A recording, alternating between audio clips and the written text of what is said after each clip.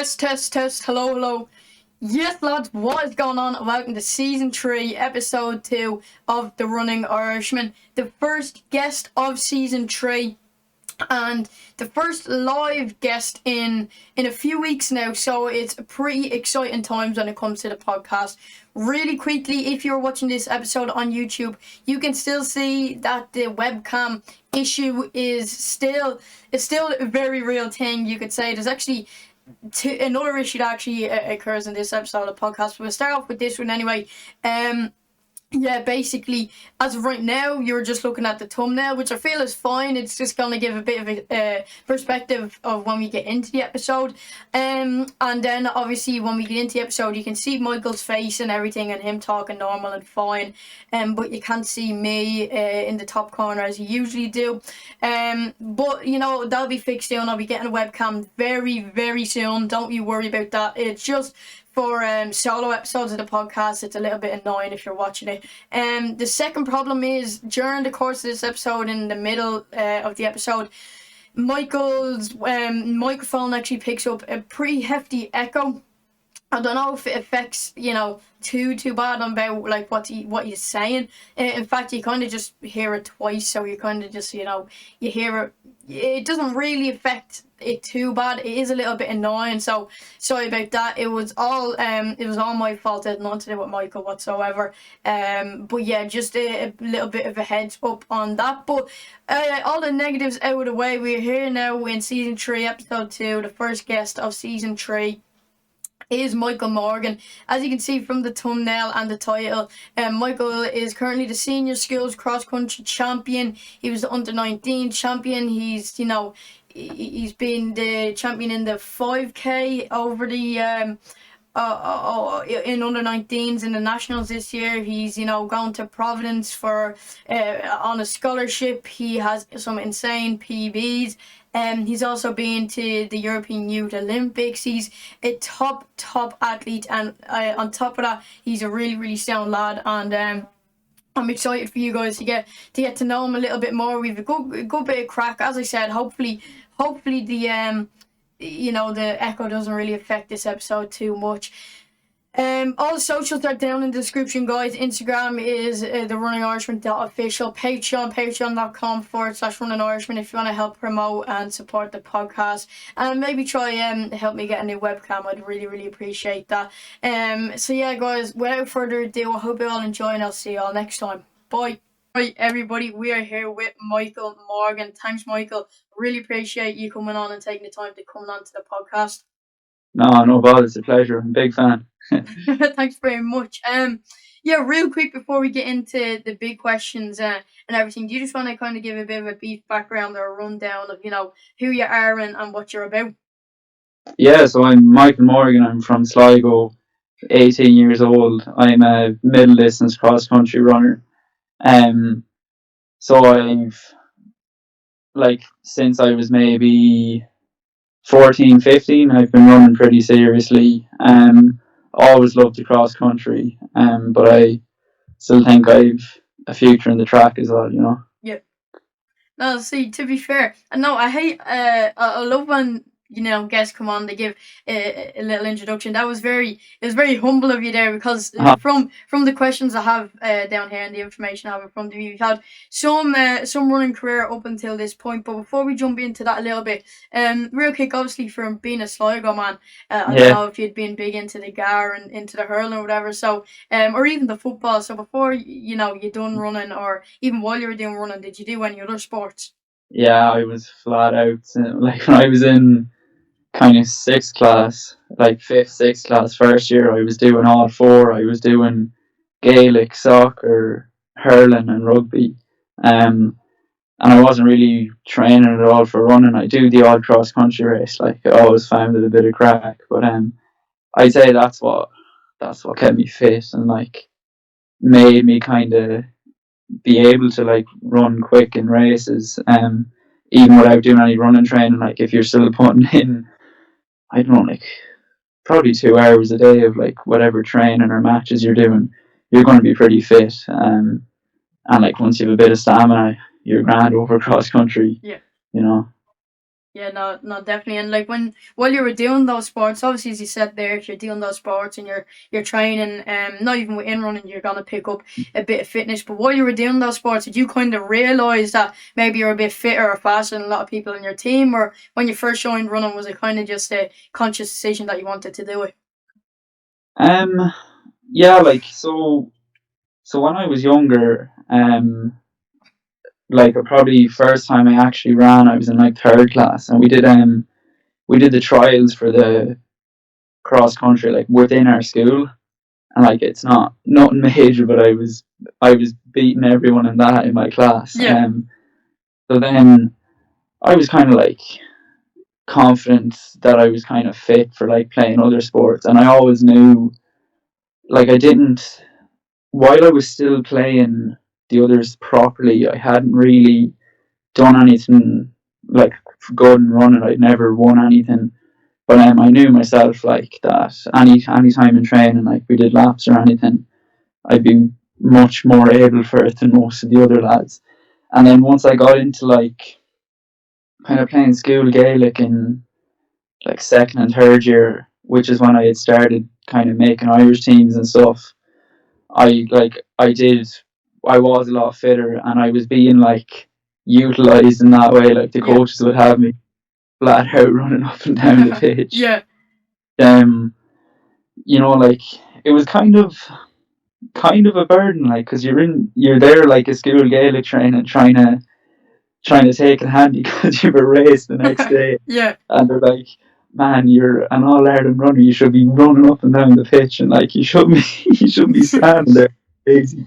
No, I can no, that's a when I was playing, I used to play Gal. I still do it Yeah. now from time to time, and you'd be doing sprints or like you'd be Mm. running for a long time, and you kind of there, and you'd be breathing heavier, you'd be tired, and people are like, Yeah, "Why are yeah, you tired? You do run." You're dead like, right. Yeah, "Man, like I'm running as hard as I can as well, So like yeah, maybe you can yeah, just hold it longer than other people, but still, if you're running as hard as you can, you're gonna be tired."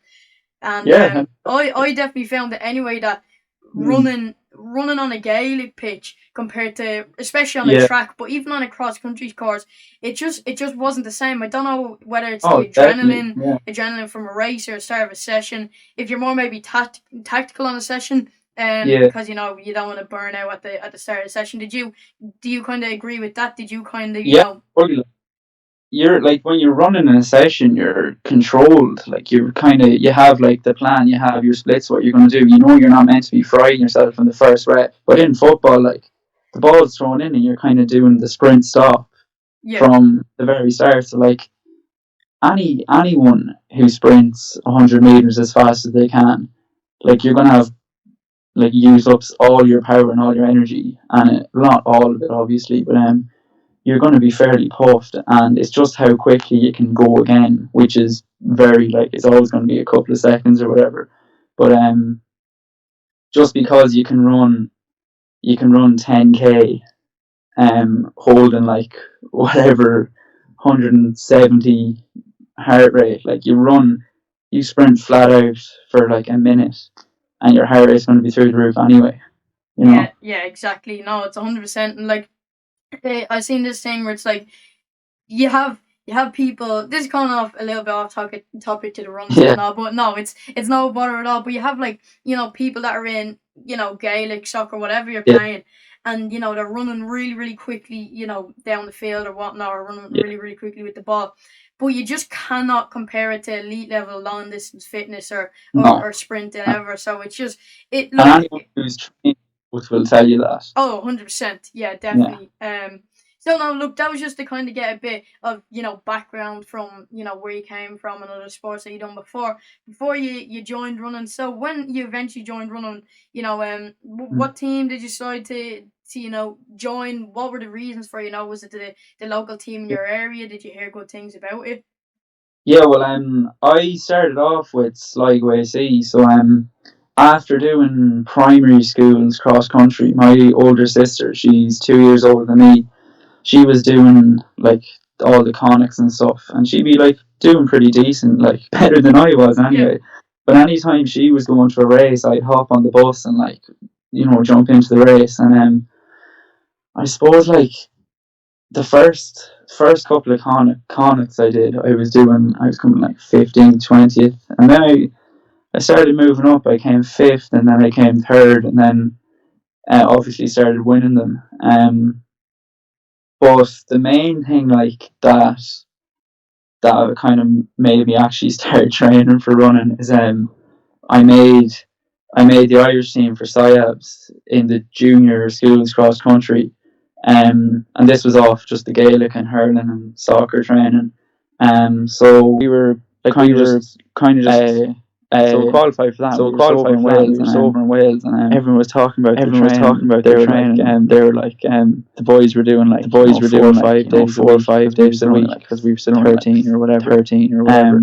And I was just there like, yeah, play football 7 days a week. And Yeah. they were like, man, imagine if you train. And I was like, yeah, imagine if I did train. So that's why I started training.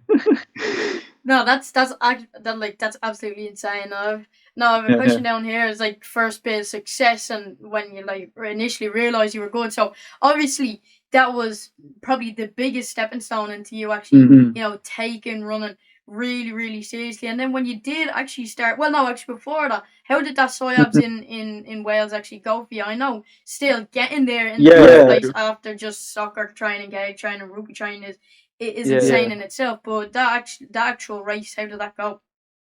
I ended up coming 17th, I think. I went off with the English boys throughout the club. And like Ethan Hussey and all the boys, so I just remember we had a short lap, and we like a 1K lap, and then a big long 3K lap or something. But I remember coming around and finishing the first lap, and I was like, oh, this is going to be a long 3K. Because when you're not training, you're not used to like, you're not used to holding that pace. Like you're kind of, it's grand when you're running around in conics or like doing the All-Irealnd. It's not going to be absolutely flat out from the gun. But I was there, and I was basically running a pace I never had before, and I was just absolutely suffered through it for 3K, and ended up like 17th out of 32. That's all right. I was 5th out of the Irish boys, which was decent. So I got like great experience as well. Bit of New Balance gear, can't complain. No, 100%. You cannot complain, and like still, like you have to keep in mind that was you not training and running at all. But when you did actually, after that race and you did actually start training, properly, maybe it took you a while to actually get into it because it can be definitely quite a tough process. But when you did actually start taking the training serious and start training hard, did you see like big results straight away? Like when you were doing maybe time trials or back into races now, did you see a big jump, or did you kind of see for a while that you were like a bit of peak fitness due to all sports you were doing and you weren't seeing results as quick as you'd want? So I suppose like I didn't start training really because my coach Dermot at the moment, like I knew I wanted to coach with him because he just seemed like such a legend. So I met him down. He had actually like been up in Summerhill with us before, which was my school, and I was in first year, and we were doing hills, and like the energy of it, it's just unreal. Like he'd be there high five in the session, making you love running.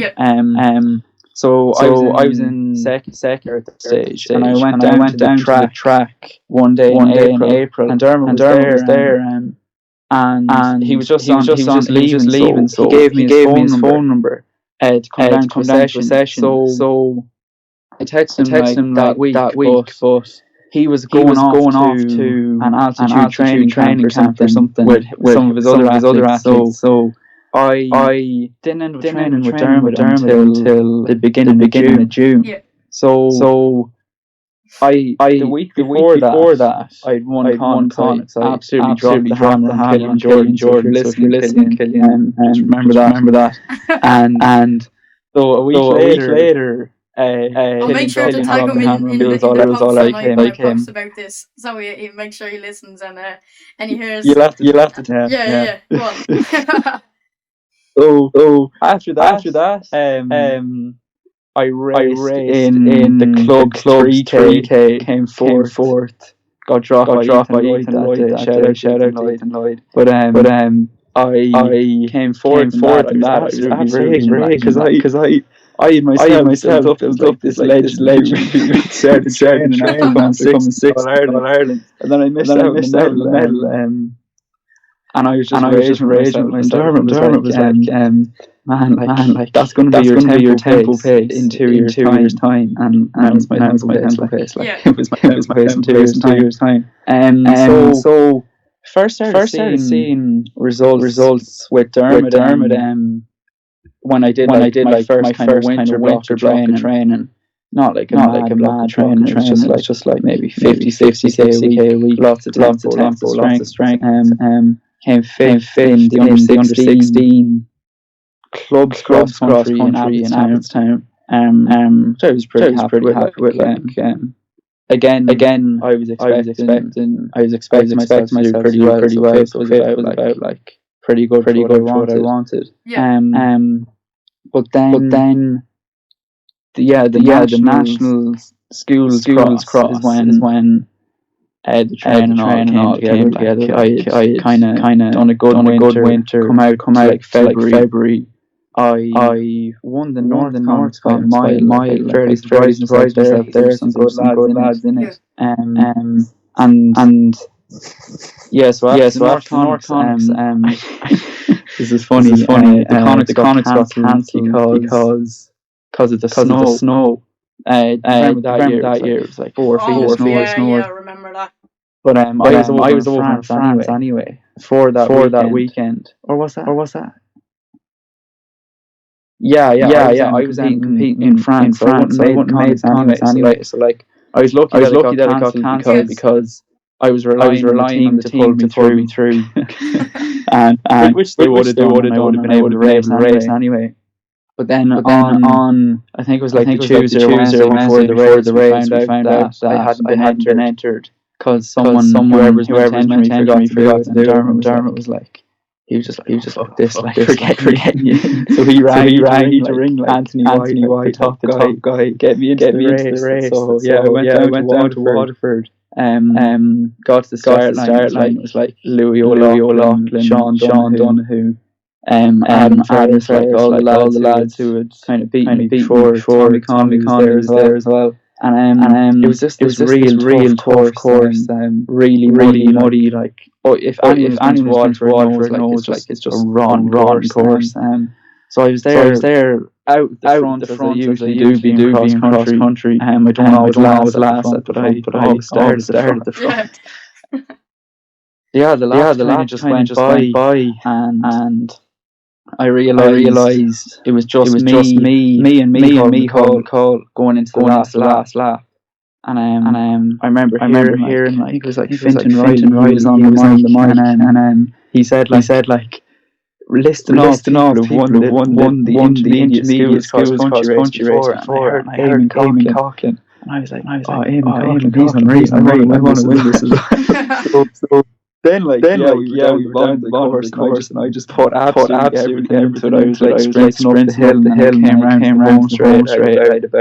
I had about 10 seconds on Micheal, and then Louis came and passed, but he left it far too late. I ended up winning by like 60 meters, and just like such a shock to myself because my goal to race top 8, try and get on the Irish team to England, for another bit of crack. But I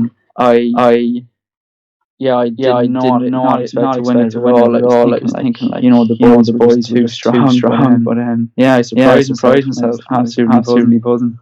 Yeah, no, that's absolutely insane. How much training, compared to when you first came 6 in the junior schools to go over to Wales, compared to that, how much training did you put into? Was that to win the school All-Irealnd then the year after? It was exactly a year later. So I went from juniors to first and intermediate year. Which is why I was surprised with it. Like, not many, like you don't really see that because like it's just from from 8 months of really good training, and just building up my aerobic strength. If it was on the course, probably wouldn't have won it. Yeah. I probably would have been around 6 or 7, but like it was just whoever was tougher. And thankfully it was me. No, definitely, and like as you said there, you don't really see it. Like you see, usually a few lads hanging around up first, second, third place for a while, as there has been in a few of the ages, like over the past few years. So after, as you said, when you were in Wales, you were like, what if we did actually train? And when you did put a solid 8 months of training in, you did actually end up seeing the results. So that's serious. So after that race, would you kind of, like, in the back of your head, were you like, right, that was 8 solid months of training, maybe now if I keep consistently training, I could go on to bigger things then? After that, I actually kicked on really well. I was doing some track sessions that I'd be proud of them this day. They were fucking class.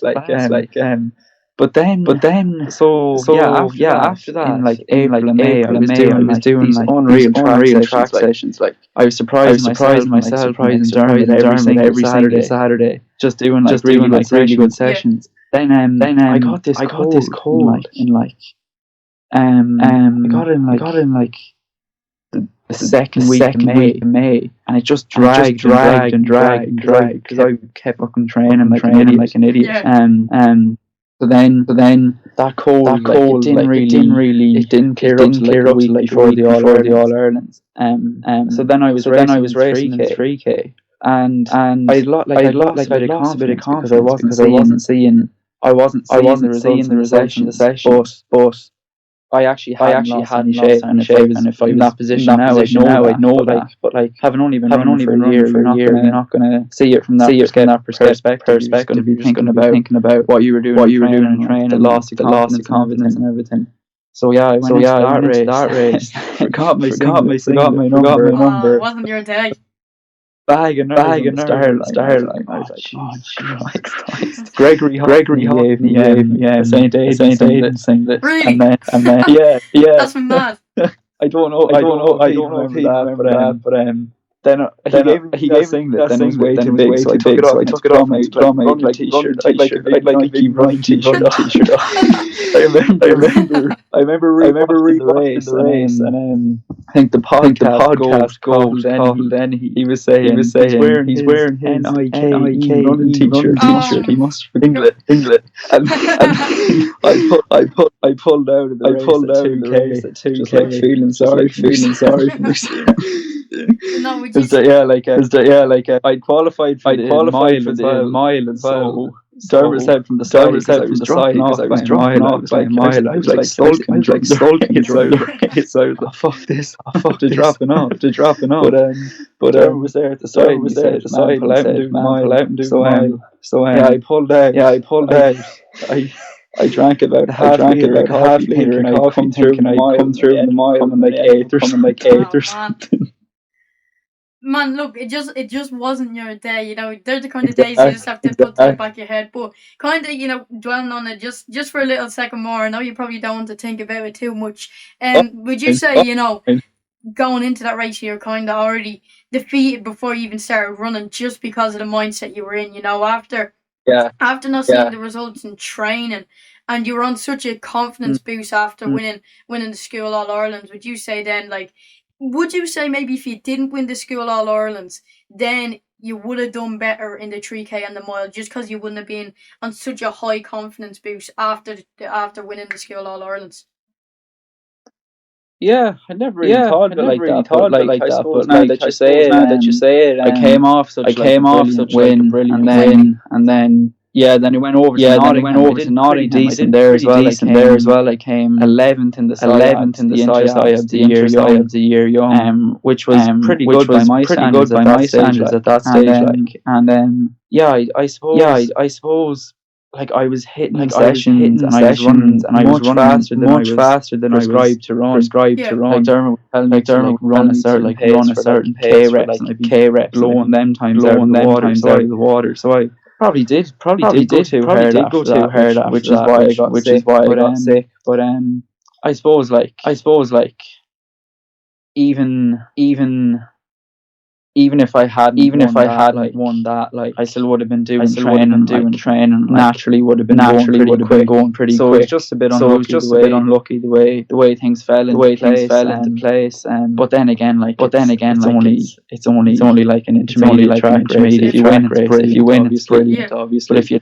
But if you just learn, Hope to God, to never forget my singlet again. Definitely.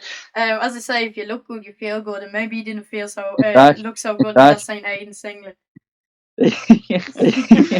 Taking off the worst thing that was the worst Definitely. Yeah, unfortunately, it was like a press on me. Oh no, man, don't worry. My singlets still are still like dresses on me. So you're obviously probably not on you now, but on me now anyway. They're still like that. So you're not alone in that department. Anyways, appreciate it, man.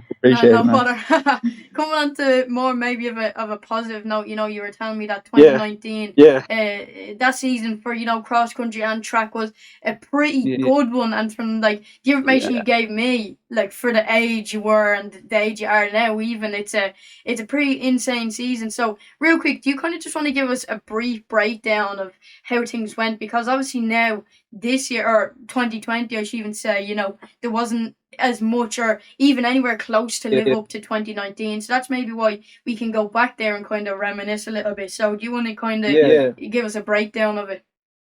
2019, such a good year for running just in general. I didn't miss a single day with injury or illness, which I took so for granted, because here I am like every second day texting her on my foot sore, calf sore, so started off the year with 2 trips to France with JP, some crack, went over in January and February. So the first race in January, it was just like a wee small race. I went thinking it was going to be a bigger race, but anyway, I got the win there. I felt really good, so came home, kicked on nicely in training from having a race effort. And then the second time I went over to France, I had like a really good race over cross country. It was like I think it was the Normandy Championships or something. I'm still not really sure what it was, but I remember I was in like a proper battle with this other fella, came up like wearing sleeves and like socks over his ankles, so I was like from the start, and I was like, he's wearing it, he's gonna drum. But anyway, I was about like 30 meters ahead of him going into the last K, and then he passed me, and then I like sprinted by him again. So like I was just building up more and more confidence every training session, every race I was doing. And then once it came to the schools All-Ireland in Congo, it was like I just felt like $1 million, Yeah. I was like, I just felt like so superior to everyone on the start. Which is a good thing. Like the confidence is, you have to have it, because nerves can take a lot out of you before a race. Like, I hadn't taken any knocks in so long that I was just like, so confident going on the start line. Exactly. I ended up winning convincingly as well. It was a like really good race. So after that, we had Portugal training camp to look forward to. It's another thing like you really miss, is like going and train, going to France, like these things that COVID has taken away. But anyway, so we had a training camp there, got some really good training done, and then came home, went to France again to run a 3K, and it was that 3K that I didn't actually run the Youth Olympic qualifying time, but we won't talk too much about that. But I ran a 3K that was good enough for them to feel sorry for me and send me to back it, so I'll take it. You'll take whatever you can get. Exactly, man. So after that was the schools All-Ireland. Dermot, like he like prioritises that, and like rightly so. It's by far the best event of the year. Everyone turns up. Like, in clubs, it's kind of hit or miss. It can be really good feelings, but in schools, everyone turns up. Like the likes of kind of that day, it was like Rashid Adeleke and Dara McNally, Sarah Healy, who wouldn't be at the clubs because they're off running in Europeans, Yeah. So schools is always the biggest day of the year. in Dermot's opinion, and I'd have to agree with him as well. So I was doing the 3K there. So yeah, we started off like kind of moderately, went through the K in, I think it was like 3:05, which was fairly slow for us at that stage. But I went to the front after 1500, and like I felt like I was like grand. I felt really confident, and I thought I'd like won the race after making the move. Yeah. But apparently, like, I only had a few meters the whole time, and like the lads kept gaining on me, but I didn't really notice. And like my dad and Dermot were like on the side, like kind of scared that I'd gone too early or anything. But yeah, I ended up winning it by 5 or 6 seconds anyway. Always great to win the schools. So then after that, went over to Loughborough in England to try run the 1500 qualifier for the European Youth Olympics. I ended up having an absolute howler. It was pissing rain before the race, and I stood on the start line about 5 minutes early while everyone else was in the shelter, like an idiot again. But went through 300 and like 3:35 pace for 1500. Ended up running 4:04. So more lessons learned over there, but it was a bit of crap. Like I went over one of my mates, like we stayed in a hotel. Grand Tommy Conley was there as well. He ran an 800, which qualified him for Europe, the Europeans. So yeah, like it's just gaining more experience as well as anything. Kind of traveling by yourself, learn not to blow up just because the pacer goes off at a certain pace. And so Taunton Games was a week after Loughborough, and I was doing 3K there. It was like a red hot day. It was like probably 25 degrees or whatever. So yeah, I went off quick again, trying to run another qualifying time. Went off too fast, blew up, ran 8:53, but like I still got the win by a good bit, so it was okay. Yeah. And then, so after that race, I knew I hadn't run the European qualifying time. I had run 8:46 in France, and the qualifier was like 8:35. So I knew I wasn't going to be selected. So I sent an email to Paul McNamara, and I was like, "Look, Paul, I know I'm too slow, but I really want to go there to back it. Is there anything you can do?" And he put me on to Jackie Frayne, and another massive mistake of my athletic career, I never filled out the forms that you have to fill out to go to back you. So I was there, I emailed Jackie, I was like, yeah, I know I missed the time, but I won all my races, like I'm feeling that I'm in shape to run 8:35 and that I'd be a good addition to the team.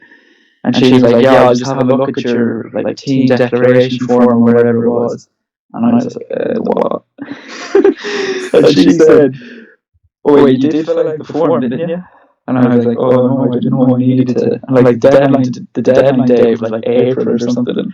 So I spent like 2 hours like emailing a load of information to her, like taking photos of myself from me like accreditation. Yeah.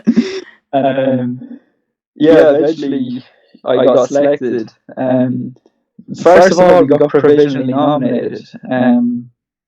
Like Dermot had said to me before, he was like, "Oh man, there's no way they're going to send you." And I was like, I said, "Yeah, I just chanced it though." And then they released like provisional nominations, and I thought like, okay, like I've actually got a chance. But it turned out that I'd been fully selected. Alright. Because that provisional nomination, like it was Athletics Ireland nominating people, but then the Olympic Committee had to confirm it. So at that stage, I was still kind of thinking, I was still just hoping I'd get to go. And then I was texting like Tommy and Sean, and they were like, "Oh, well done on getting to well done on your selection." And I was like, "Oh, we're not there yet, man." And they said, "Yeah, we are." And I was just absolutely delighted with myself. Man, no, that's serious. Like, if Yeah. you need to, especially in sport, you know, a lot of it's like not what you know, it's who you know, and like getting your name in there and like chancing your arm is a really good way to get these really, you know, insane opportunities. It's the same with like anything. If you want like sponsorships, like if you want, let's say you're looking online and you see like like hydration company, Yeah. just send them. Oh, definitely. Just send the worst thing to say is no. Like they're, you know, you see a massage gun company get on to a Let's Get Ireland, ask him for a free gun. If he says no, what can you do? Like, Man, it's not against you. You literally took the words out of my mouth. You know, I've been looking to getting into massage guns and like getting a few. When I was texting around to a few companies, and it was they were all getting back, but it was like, oh, sorry, we can't. And actually, one texted me back, and I'm getting one sent out. And like, it's the same. Like, of being around with a few other companies, texted them for a few products. Some said no, some said yes, and like, you just have to chance your arm. Yeah, exactly. And it's not as if you're going out publicly, like embarrassing yourself in front of everyone. Exactly. You're emailing their sales rep. Yeah, it's not like you'll never meet that person in your life. Like, so like I've got a good few things just from doing that. And like, you know, people feel embarrassed asking the questions, but like you just, and like it's the same like selection, sponsorships, anything. Just ask, and you've nothing to lose. So exactly. Bit of advice there, you know. Yeah, 100%, and it's really good advice. Not even within sport and sponsorships and whatnot. With anything at all. Just like exactly, just get your name in there, and you never know. Like with some things, even like when a sport, like you email up someone. Just say you emailed up. You know, you were sending emails to go to the European Youth Olympics, and they're like, "Oh no, sorry, we can't." And then next of all, someone had to drop out, and they were like, "Oh well, this Michael fella, you know, he sent me an email. He seemed pretty optimistic to go." They give you an email back, and they're like, "Yeah, now you can come." So even if it doesn't happen straight away, there's still a chance that in the future something might come back. And you're into the pot once you send an email. Like they're gonna have your reference there. So. 100%. No, like, and some people might listen to that and be like, "Oh, well, like, you weren't good enough to be there and whatnot and that." But like, from the time but you were like, the time was still pretty insane. What were like a second or something off it? Like that was 7 seconds. Oh, 7 seconds. Well, still like 11. Oh, 11. Brutal, so wait, what was the qualifying time again? What was it 8? It was 8:35. I ran 8:46. But what I have in my favour is I won school and I won Tolton's. Yeah, no, but still, but like that time you ran is still like, it's nothing to, you know, turn a blind eye to. It's still a serious time. And you said that you've a lot of races that back it up. If I was running like 9:30, I would have been but like, you know, I was slightly borderline, so I gave it a go. No, still, like, man, 11 seconds. That's nothing. That is nothing. Yeah. No, seriously. And as I said, you had a lot of races to back it up, and you know, just you know, when you went there, and like, it's a bit of a, I don't know how you could interpret this question, but like, when you got there, maybe you were on the starting line, wherever. Were you just happy to be there, or did you kind of feel like, oh, maybe I don't really deserve to be here? What was kind of going through your head? Well, no, I wouldn't thought like didn't deserve to be there. Because I was genuinely confident that I was. But I was an 8:35 athlete, and I probably could have run in around 8:40 in some of my other races if I did pace myself properly and everything. But like when I was on the start line, I ran that race like an idiot as well. I've run a lot of races like an idiot, but you do learn from every one. The very worst thing you can do in a championship race is try and PB. Just like something you should never be thinking about. But so we got to the kilometer in like 2:56 or something. Yeah. And there was this Danish guy, and like he beckoned his hand for someone to take over the lead. So I was like, I'll be a bit of crack, you know, two laps front, a few laps front in the Europeans. But I went to the front. I was running like 71s, which at that age and like our abilities, it's a pace that like it's easy to sit in behind, but it's not easy for me to be running up there at the front. So from a kilometre to a mile, I was leading the race, and then the Ethiopian Israeli guy, he ran 2:07 for the 800 between 1600 and 2400. And yeah, I was out the door along with like 4 or 5 other lads. So the real race was happening up ahead. I outpaced Norwegian guy in the last 300 to take six. So it wasn't too bad. Oh, that's seriously kind of, you know, when the Norwegian fellow was like signaling for someone to take the lead, were you kind of thinking like maybe towards the end of the race I won't have the opportunity to take the lead, so why not you know do it now and see what comes? But the worst thing is so before about 2 weeks before going out to Baku, we had the national 1500, and it was like really feeling like the school champion, tall champion, indoor champion, 800 champion. Everyone was in it like. And the way I ran that race, split like 2:35 for the last kilometre, which was like something I believe I could have done in Baku if not 2:35, but I think if I just sat in and took my time, I could have maybe snuck a bronze medal or something. Yeah. So that's it is a bit of advice I give as well. Every coach would say it, but just in case anyone hasn't heard it, never ever think about go for a PB championship. Yeah. Obviously, if you're coming like 15th or whatever, and you see like going into 800 goal PB, that's fine. But like if you get to a K in 256, don't be thinking like I did. Oh, if I can run the next 2Ks in like 252s or whatever, I'll run a nice PB. Yeah. Like nobody cares about what time you run a championship, unless you're a sprinter. Definitely. No, So like I do regret it a lot, but like when you're at those championships, like it's obviously brilliant to win a medal at them. But if you don't win a medal, like you're still going to learn so much, just have that experience, that you can take into the next one. So it's always worth. It's better to get it wrong when you're 16 rather than when you're peaking for the Olympics at 25.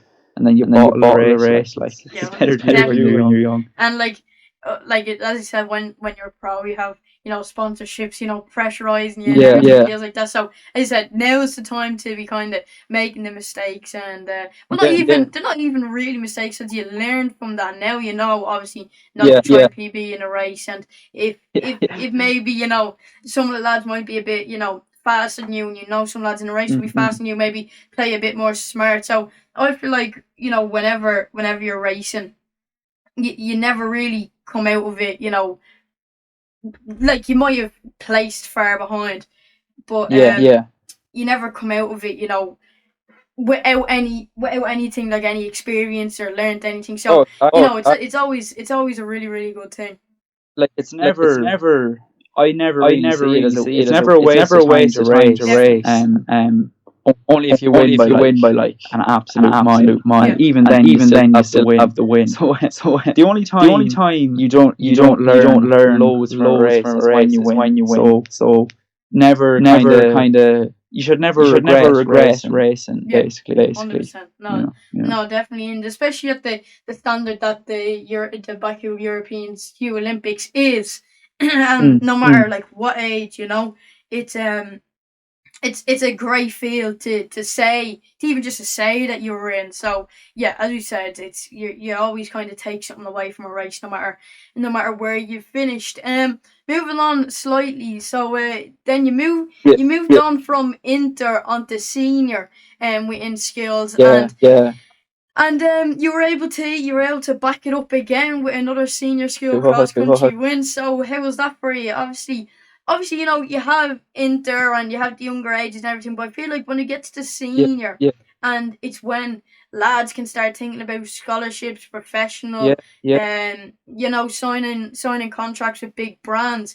And then when you see lads coming out and taking wins, that's the kind of age your people, like, you catch people's eyes. So, how was it to win the senior the school championship? My confidence had actually taken a serious knock, like the few weeks before it. We had the national under 19s. I won that convincingly, and then we had a training camp with Dublin Track, Phelim and the boys. So another mistake I made. Here we go again. I trained too hard. I let my ego get in the way in training.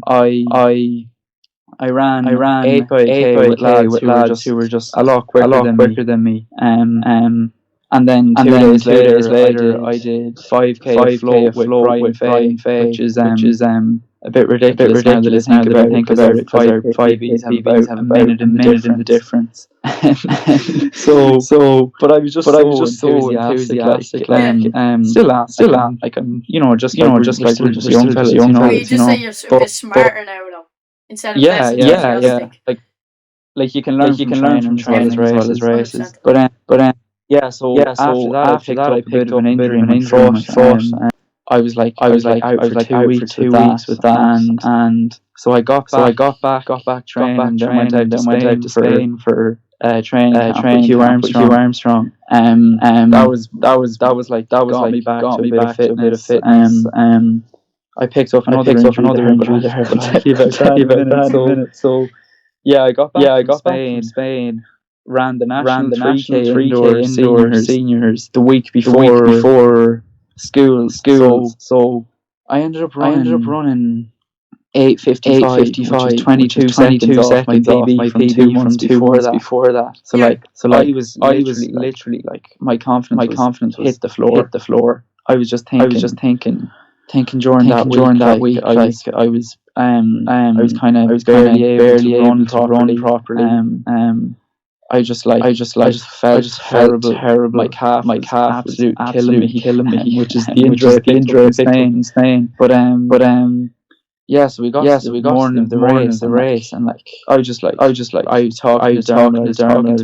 my dad, and like, we were just kind of I was just put into like a better mood, basically. So like I rang Dermot that morning. He wasn't able to come to the race, but rang Dermot that morning. He just kind of put everything into perspective for me. He just said like, you were injured for you only missed 2 weeks to training. You haven't actually lost any fitness. Like you're going to be able to like race to your potential. And I was just like feeling a lot better after that. Like I was in the car with dad, like nice and relaxed, kind of going into my warm up and stuff. We got to the start line. There was a big 50-minute delay. Some girl was like passed out. The ambulance had to pick her up to get her off the course. Yeah. But so the race started. Daniel Stone flat out the front. Phelim Kelly running indoors the week before, so he was like, told Daniel to run me into the ground, and he did exactly that. First two laps, Daniel Stone and McCall were about 30 meters ahead of me. And the gap was kind of growing and shortening. And I was like kind of between the two groups. So like the main group that had like Shay McAvoy, Louis O'Loughlin, Shane Coffey, they were like a bit behind me. So I was there in no man's land for about 2 laps, just trying to hang on as hard as I can. So after coming up to 3 laps done, I went past Dan. And then out of nowhere, Louis O'Loughlin comes like a charging rhinoceros or something. Sprinting past me. I was like, what the fuck is going on here? It's like I just assumed Louis would be out the back door after a short time in a race like that. But obviously you can't count out Louis. Unbelievable. Though it was the third lap of the four-lap race, and Louis came sprinting past me. So then we came past the finish line, going into our last lap, and Louis slow to a complete jog. And I was like, kind of went through my head because I had tried to go after him, but he was going like ridiculous pace. And I was like, Louis has just miscounted the laps. That's exactly what happened. Louis thought he miscounted the laps. So we went out onto our fourth lap, and so I was. As soon as I passed Daniel, I got passed by Louis. Then I passed Louis. I got passed by Shay McElroy. So Shay had me and him were I was like trying to hang on to him. And you know, like the metaphorical elastic band they talk about. I managed to not let it snap. So you're still you're kind of still in contact with him. You knew you could, get back. I stayed. I kept that. Well, first of all, I kept the kind of 5 meter contact, and then I'd say with about 200 to go, he had like 25 meters on me, 30 meters on me. But it was close enough that if I could just something, I could beat him. And like. It's another thing like Dermot said as well. He says you're always going to find more. I remember I was against the wind. I'd slow to almost a jog, and then my auntie was there, my dad was shouting at me from the side, come on, you've got more in you. So like out of nowhere, I absolutely sprinting. I came past Shay, and I was into the home straight, and I was expecting to hear someone from my shoulder. But then I heard nothing. I looked around. I looked around to see Shay stumbling around the place. And I was like, okay, I've got this in the bag. And I came across the finish line, turned around, Colin McLean came to take second, and Shay crawled across, carried off on a stretcher. Jesus. Best race ever. that is an eventful race, if I do say so myself. And Louis miscounting the laps. I would say when he came past you consciously knowing how long is left in the race, did that come into your mind at all, that Louis miscounted the laps, or did you just think you found this inner strength? When he came past me, I didn't know what to think. Because you know when in a race when something changes, you start formulating your plan. You're like when Daniel went off the start, I had the plan to just working back gradually. Because I think it was like Seb Core. He said you can't have a plan in distance running. And some boxer. Was it? I'm gonna be scalded for this. I should know who it was. Mike Tyson. He said, "You can have all the plans in the world, punched in the face, and it all goes out the window." So that's what happens. In races. So when Louis went past me, like how am I going to claw him back? Because he gained so much ground in such a short time. So I wasn't really thinking why he had gone so fast. I was thinking how I'm going to get him back.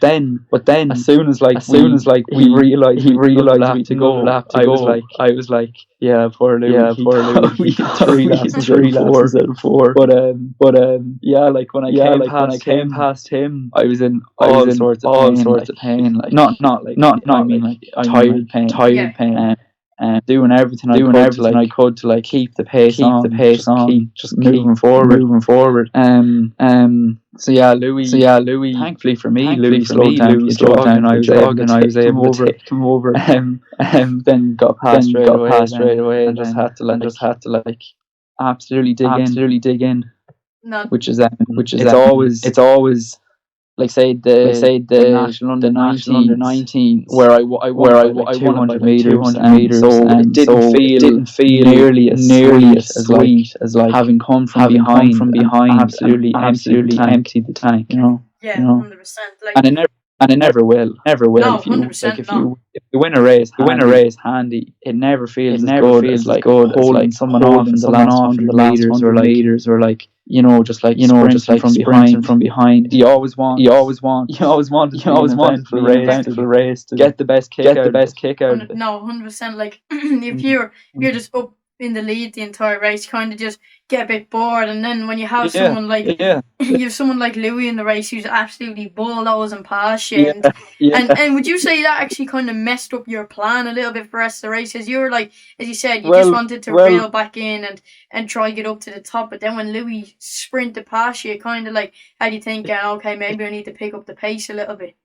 So once I caught Daniel, I was kind of planning on just keeping that pace, just trying to grow my gap a bit more, and so I got reeled back firstly by Louis. So my plan then was just trying to think of some way.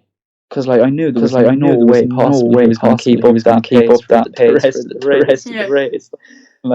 How am I gonna get back to him? How am I gonna catch him when he starts slowing? Because I couldn't have too big. He always finds something else as well. Every single race he's managed to sprint the last 200, which is a brilliant attribute to have.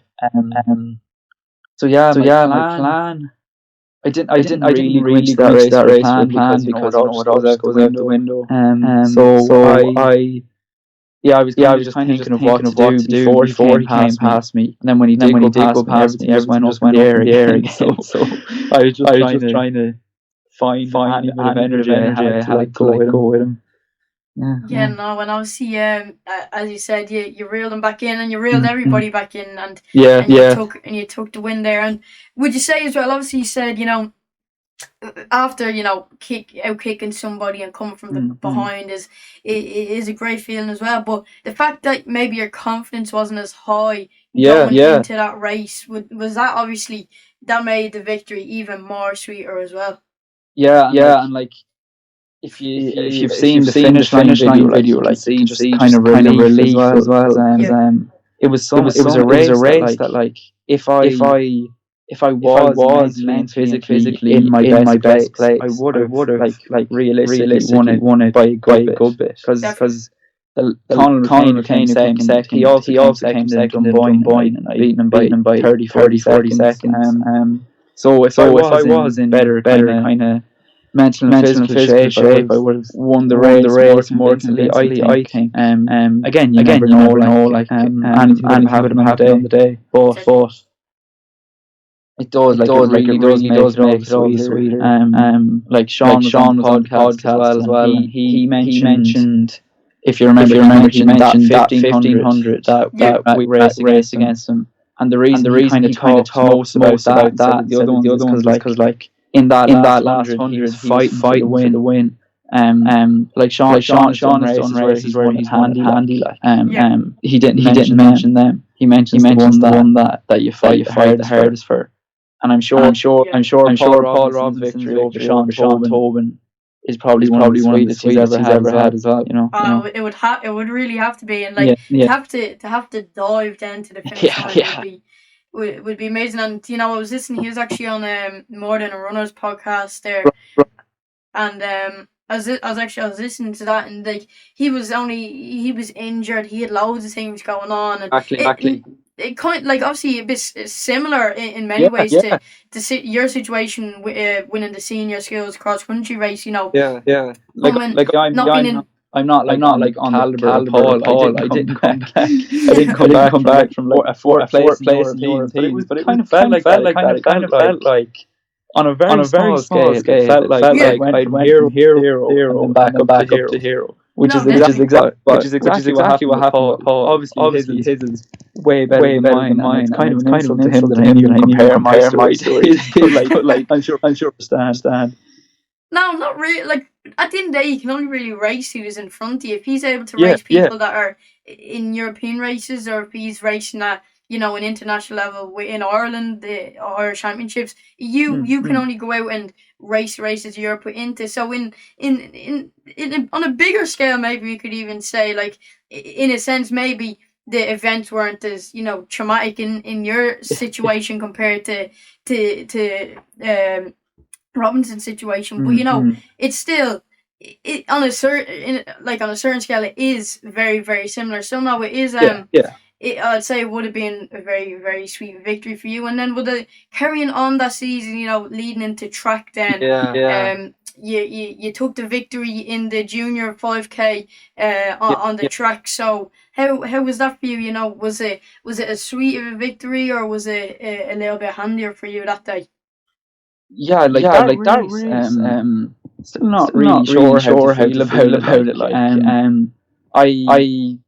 I went into it like, I've been doing some decent training, but like I was still in worse shape than I was 8 months previous, you know.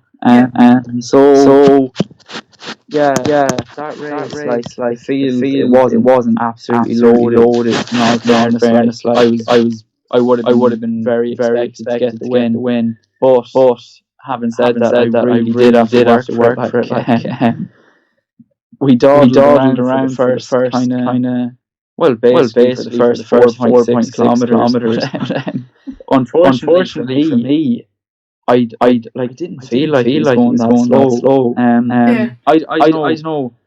Like, you kind of look at the likes of Mo Farah. Obviously, he's a different athlete to me in many aspects. But like, you see kind of like Europeans when they canter around in like 70s, which is his marathon pace basically, and then he's able to drop the kind of 50 second laps. I don't know if he feels kind of tired going to the last lap, or if he's fully fresh.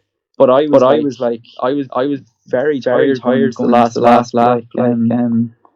I just felt like I was sweating, breathing heavy. But yeah, I managed to like down the back straight is probably where I won the race. I managed to get about. I didn't actually manage much of a gap. I got maybe 2 meters on Aaron Smith. And then coming into the wind on the home straight, I just emptied the tank basically. But yeah, I was flat on the floor after the race. So like, although I said it wasn't a stacked field, I nowhere near had it easy. Like, and that's fair play to the lads, you know, for not letting me have it easy. Because it's never as fun to have it easy. No, definitely, and like, having these kind of races where maybe you need to be put back in your place, maybe a little bit, to kind of give you that kick up the arse, being like, I need to go into every race kind of thinking the worst to a certain extent, to be like, right, I am fit, I know I'm fit in these lads, I know I'm fast in these lads, like, be confident, but also in the back of your mind be smart as well, to not just think maybe if you sat back a little bit, like thinking the lads are up on your shoulder, like, I'll be able to outkick these, or these lads are gonna die, and then if you would have taken that approach and you weren't feeling the best on that day, then maybe it could have been a whole certain different situation. But just because, you know, maybe the caliber of athlete that you are, and the fitness level that you're at the time, you know, obviously helped you dramatically through that. But just like for future races, as we were saying, you come out of every race learning something as well. So maybe that kind of gave you like this little thing in the back of your head to go into races now with maybe a little bit of pinch of salt with it.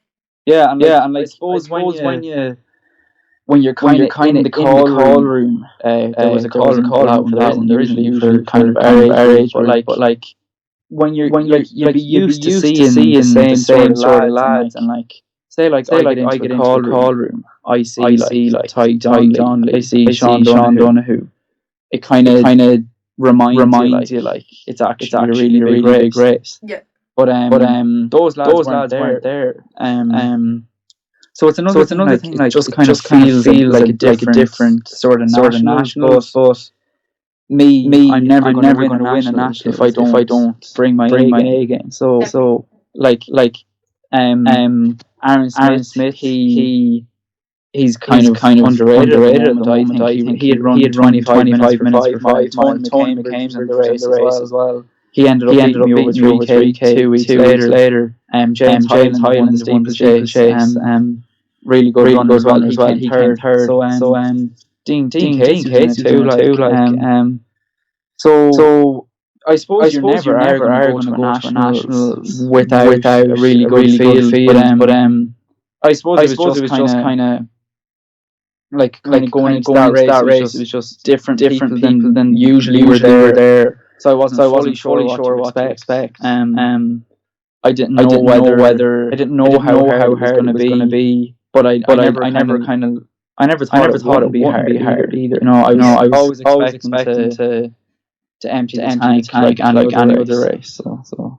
Yeah, definitely. And like saying on the topic of 5K for a moment, what's your personal best in the 5K? Well, my personal best currently comes from halfway split the 10K. All right. So yeah, I haven't time tried 5K on the track for maybe 3 years or something. So yeah, up in Belfast. Myself and Daniel, we were having a crack at the Irish junior record 10K. Ty came agonisingly close. But we all know the real record. I won't say anything else about that. On quickly. But we went through 5K in 15:06 or something. I think that's my current PB. But I didn't manage another 15:06 after that, which is what I was meant to do. So. Still, no, that's insane. And like as you said, that was a split for a 10K. So you had to do another 5K on top of that. Even, you know, thinking of that time for a 5K from me right now is pretty fast. So that's insane. And on the topic of that 10K, you know, you said you actually clocked a pretty nice 10K PB that day. It was like when it's less than what you're hoping for, you're always going to be disappointed. But I knew I'd be borderline, like going off at the record pace. I knew it was going to be sink or swim. Fortunately, it was sink. So I was kind of on the limit. If we'd gone through like if my ideal 10K pace at that race would have been like maybe 3 seconds slower per kilometer. But like you have to go for it. Like if you went up to Belfast, try run the record, not gonna sit off. So exactly. No regrets, I suppose. Yeah, definitely. And like a lot of long distance runners, when you come out of a race, even winning, placing higher than you thought you would, or clocking a big PB, it's always like it's always can be very bittersweet. And that day, I'd say for you, you know, you went out to break a National Irish Junior 10K record on the road. So would you did clock a serious time. What was like 31? 24. Yeah. 24. So that's a serious time. Yeah. If there was if I never knew about the 30-17, or if Ty hadn't run 30-19, I'd be pretty happy about my time. It's just that I was so far off him and off record. So I was fairly disappointed. You know. Yeah, definitely. But would you say because of maybe the caliber of the race and the lads that were that you were running with, maybe you wouldn't have been, maybe not at that specific time, maybe obviously on a different day. Would you say that contributed hugely to you actually running a big PB in the 10K? Yeah, if I what I meant there was like it was just the perspective which meant me thinking that 31-24 wasn't great. It's because I was so far off what I suppose I wanted. But what you were saying there. If you are in a race completely by yourself, you can either love it or you can hate it. Like I've done solo races which I ran brilliantly, and I've done like races with runners that ran terribly. And so it just depends. Like depends on the day, the person, all of that, you know. Yeah, 100%. There's a lot of factors that can change the outcome of a race, whether it's winning, losing, or setting a PB or being miles off your PB. But look, as you said, it is for you anyway. You're kind of thinking of it in a bit of a bittersweet kind of way, which I can 100% maybe agree on you with, or kind of see your perspective in a sense. But you can't bash that serious time of 31-24. It's still it's still like a good sign of fitness, you know, like it's not many lads our age would run that fast. So not in like the last while, not many juniors have run faster over the 10K. So like you can't complain, I suppose. But No, you're all definitely. you're never going to be satisfied. Basically. True. Kind of we've gone through a lot of your victories and a lot of your PBs and everything. Yeah, It has to lead to something, and it has to lead to something big, something maybe even bigger than winning races and setting PBs. And it maybe for you that is ending up getting a scholarship over to America, or not even the races or the scholarships are being bigger than the races and bigger than the PBs, but them like together is what leads to this one big thing. So do you want to tell us where you're going, why you chose it, and how you're feeling about it? Yeah, of course. So I'm going to Providence, Rhode Island. Absolutely iconic distance running college. Some of their former athletes, John Tracy, Mark Carroll, Mary Cullen, Emily Sisson, just so many unbelievable athletes. Ray Tracy nicknamed the Guru because of how good of a coach she is. Hugh Armstrong also went there, a good friend of mine. But like for myself, there was absolutely no. It was an absolute no-brainer. Like, and you realize how good you've got it when you're talking to someone about it. Like I say one of my teachers or something. They're like, oh, so what does that involve? And you start listing off like so basically. You get your fees, accommodation, meals, shoes, gear, spending money, like recovery facilities. It's like, and then like I was in with my guidance counselor. He was like, and would you consider going to a college in Ireland? And then I told him all the stuff that Providence has to offer. And then he was like, he kind of sat back in his chair, and he was like, yeah, you gotta go there, man. Yeah, so that's like that's what I think about American colleges anyway. Like it's an unbelievable opportunity. As Failing says, there's no such scholarship in Ireland. So it's got to be done. In my opinion. No, definitely, it's an insane thing to be able to do.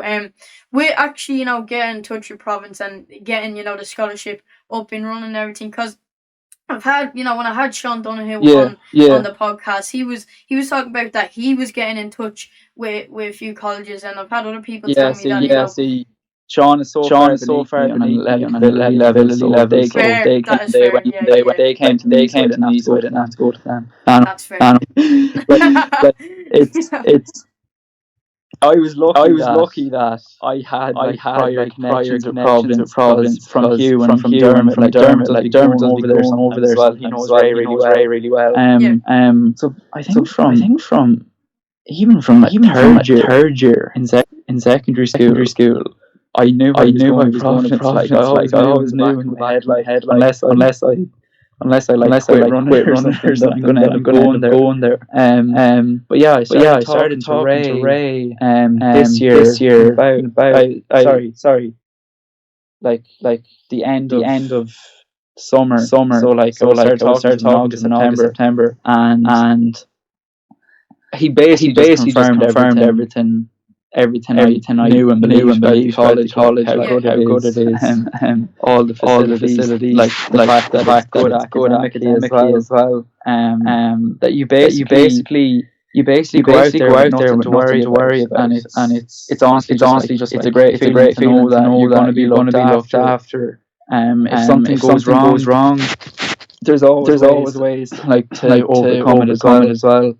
Like if something goes wrong at home, you like they let you come for a little bit, go back out. If you really hate your life out there, you can just walk away. Yeah. Like you're not under any legal obligations to stay. Another myth that I'd like to bury about the NCAA system is people will say, oh, if you get injured, they'll send you home. Like that's bullshit. It's written on the what's it called? The application. the National Letter of Intent says the college cannot terminate a scholarship due to athletics performance or injury. So that's another thing I advise people about. Is if you've heard from anyone that like the American colleges just send you home if you're not running well, that's not true. So You yeah, just there's you not just get a bit less not a running whole out of your lot. contract. Yeah, Basically, if you're injured. basically, Yeah. They can't send you home.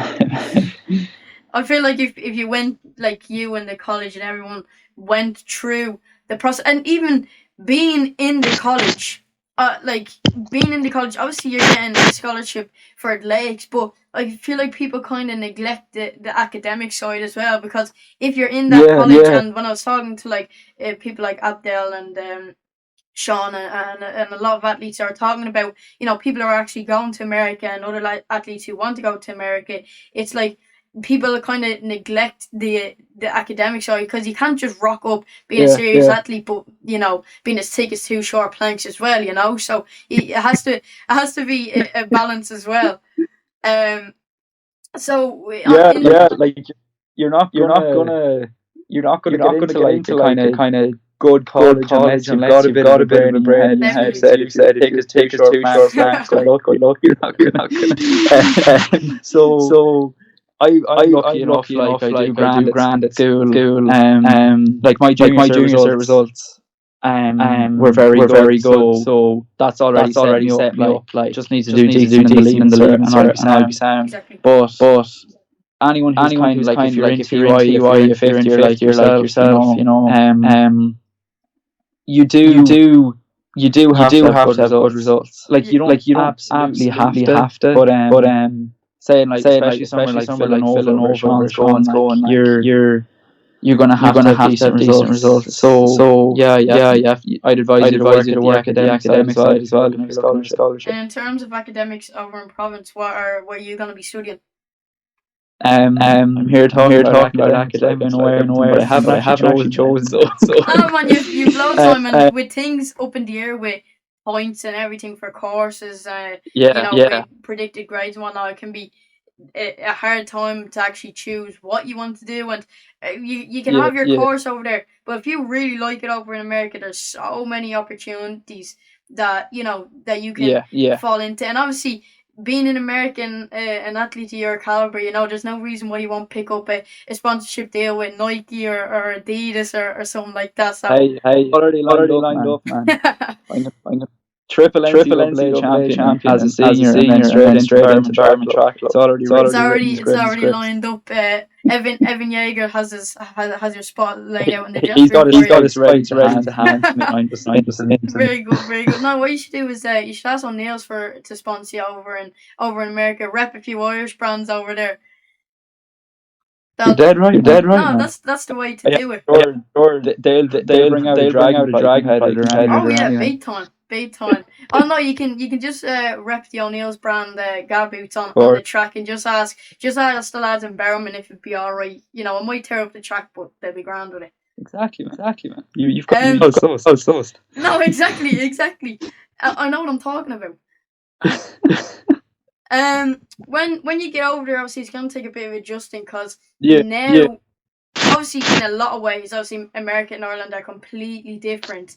But in terms of running now, I'd say in sessions in your team, in races, in the biggest race in Ireland, you're up the front, you're one of the big dogs in the race. You're the one, like a lad who someone sees on the starting line, and they kind of start doubting themselves. But then when you get over to America and you're on the starting line in an NCAA race, or you're at the back of the pack in a training session, it's gonna be completely different. Do you think you'll be grand to adjust to that, or do you think maybe your confidence might take a bit of a downfall?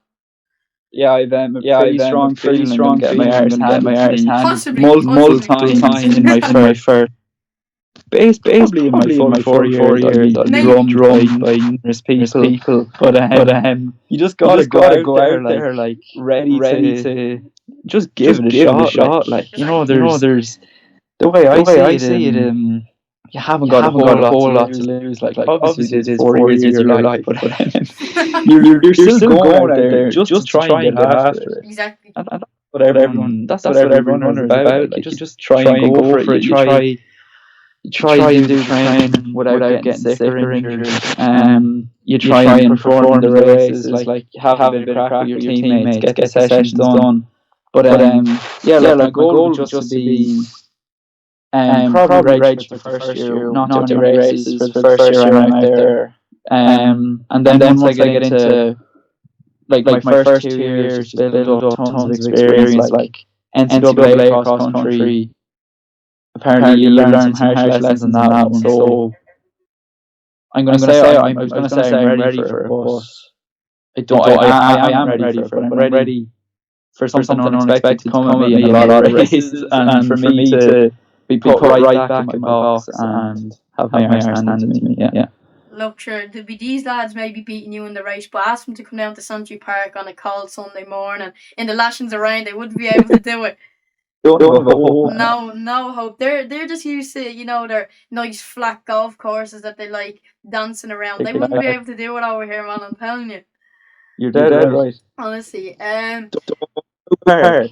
Sorry. Take them to Cow Park. Oh man, hopping over hay bales and big piles. They wouldn't last. No way they wouldn't last, man. Send them down to Sligo to you, get the muddiest field and throw them out on that and see how fast Nico Young runs then. I'll take them down to Raymond's Colliery and they'll see what true cross country is. The best cross in the world. Honestly. So, and you see these lads running after a cross country race and their legs are clean, everything's clean, their spikes are clean. They may as well be running on a track, man, I'm telling you. We're a different breed over here. Man, they did a cross country race on the road from one of the regionals. There's a bit of snow on the grass. Oh, stop, man. I see that some races are moved onto the pat and then these lads are all in their alpha flies running on the pat and then they're on Flow Track's YouTube channel as if they're God's gift, man. It's a joke. Exactly. It's a joke. So obviously we were talking there about how it's gonna be like over in college and it's gonna be hard for you to see what it will be like truly when you get there because it's going to be an insane experience. But maybe off the top of your head now, if it's near future or in a few years to come, what are the big goals that you have set for yourself? Yeah, it's a tough question as always. Like when you're this young, if you look at every single junior athlete who we'll say if you look at every single senior schools cross country champion, which is what I am now, a huge portion of them they end up doing nothing. So what I suppose what the goal is just to always keep chipping away, try and build up that experience, make the NCAA finals, hopefully win some big caliber races in my senior year. And get some recognition for myself, basically. But yeah, after that,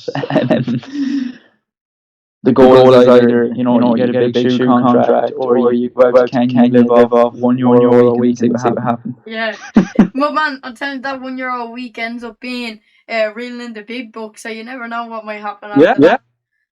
Get malaria for 3 weeks. Definitely. No, but look, I wish you all the best when you head over to America. It's gonna be, you never know, man. You say this now that it's gonna be a big change. You're gonna get your arse handed to you, but man, you just never ever know. We could be seeing you on Flow Track very very soon. Irish Prodigy comes over and takes over America. I won't want to be on Flow Track, man. They charge too much money. I'll go over and I'll record one of your races and I'll give you a bit of claim to fame. Sure, you're bigger than I will. You'll have followers on your podcast platform, and I'll be there trying to make an influencer with my 1,000 followers on Powerco clothing, We'll just have to wait and see.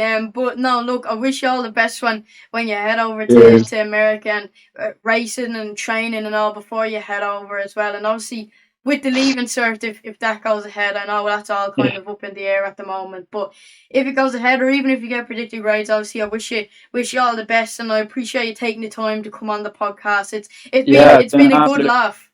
Yeah, great crack. It's been great crack. It's different type of podcast from the others. You actually managed to keep Fed and Kelly from saying anything negative. So I don't know about that, man. I don't know about that. Of course, he took the title of the longest podcast, but also he did reel in the views and the listens, so I can't complain there. I can't complain. But yeah, look, it was good cracking. I said I appreciate you coming on. I appreciate everyone at home watching or listening, and I'll see y'all next time. Bye.